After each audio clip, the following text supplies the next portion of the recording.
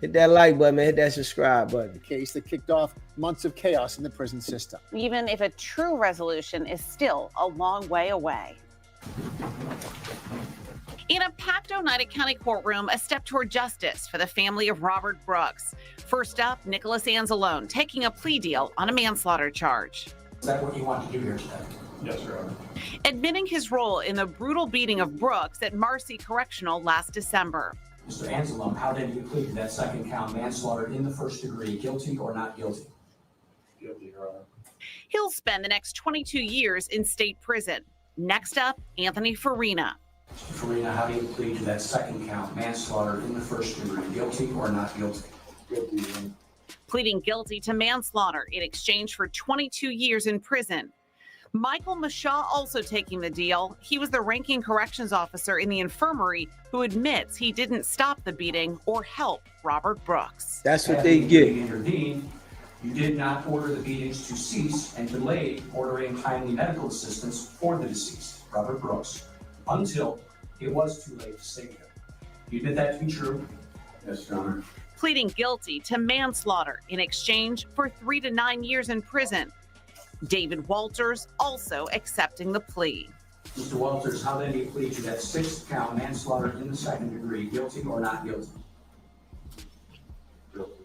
Special Prosecutor Bill Fitzpatrick calling it a day for justice, but also a somber one. Those people's lives are over. I don't care if they were on the 2 1/3 to 7 range or the 22 range. Their lives are never going to be the same, justifiably so.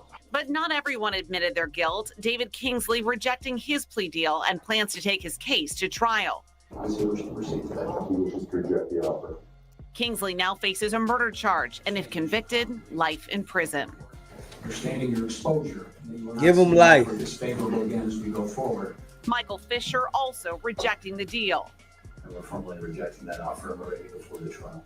He would have faced 2 1/3 to 7 years in prison, but now faces 5 to 15 years if convicted. That was followed by another plea rejection from Nicholas Kiefer, who now faces a murder charge and life in prison if convicted. Understanding your exposure is life. You want to turn down the offer of 9 today? Yes, sir. Matthew Gallagher also rejecting the deal, and prosecutors say they're ready for trial. We anticipate 4 defendants going to trial, 3 for murder and 1 for manslaughter, and we'll see what the jury says. Well, sentencing for the officers who pleaded guilty is set for November 21st. Jury selection for the others will begin on October 6th. Now, the judge is allowing all of them to remain free until those trials next month.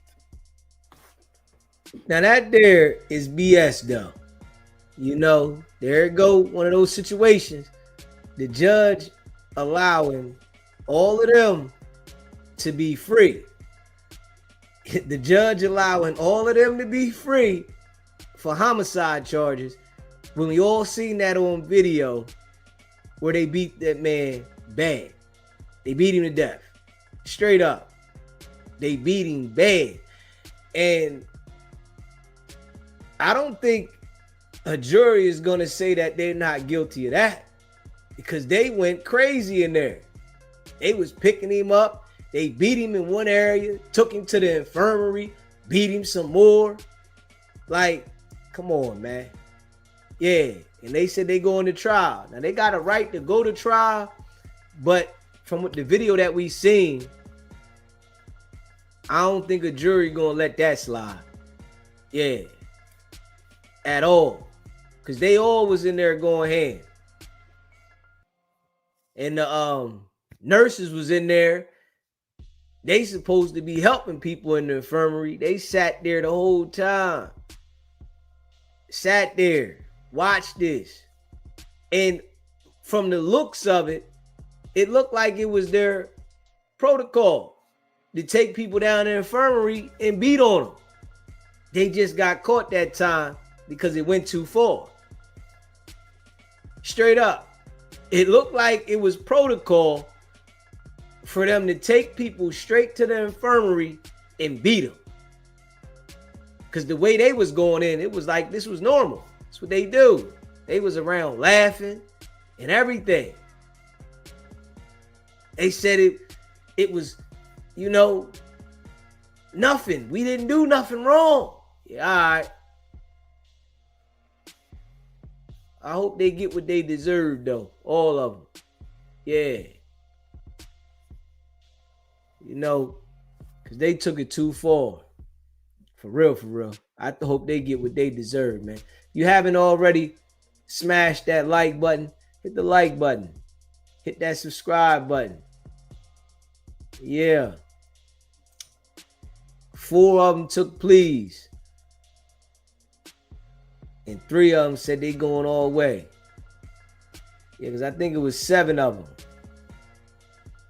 Yeah. They think it's a game. The judge let them stay out on bond, though. Yeah, it's crazy. The judge will hold you with no bond if you get caught with some work. Yeah, you get caught with some work, you don't get no bond.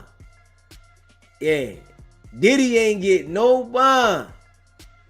These dudes beat a man to death, and the judge let him stay out on bond. Yeah, man. They be picking and choosing, man. Hit that subscribe button. Smash that like button. Yeah, they be picking and choosing. Hit that subscribe button, man. Smash that like button. Yeah, they definitely be picking and choosing. Let me see. For sure. They be picking and choosing for sure. Always live. Always live. Let me see. Let me see here. Former DC official sentence. What we got here? Hold up. Hit that subscribe button. Former DC official sentence. What did this DC official do here? What did he do here? Hold up. Hit that like button, man. Hit that subscribe button.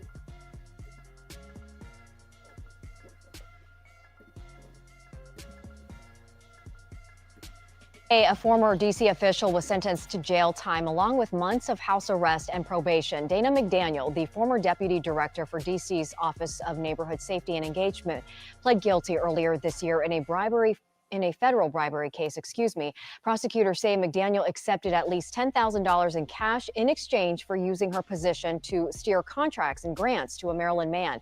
Rafael Sanchez Cruz is outside of a D.C. federal court and is learning more about who that man is. Rafael.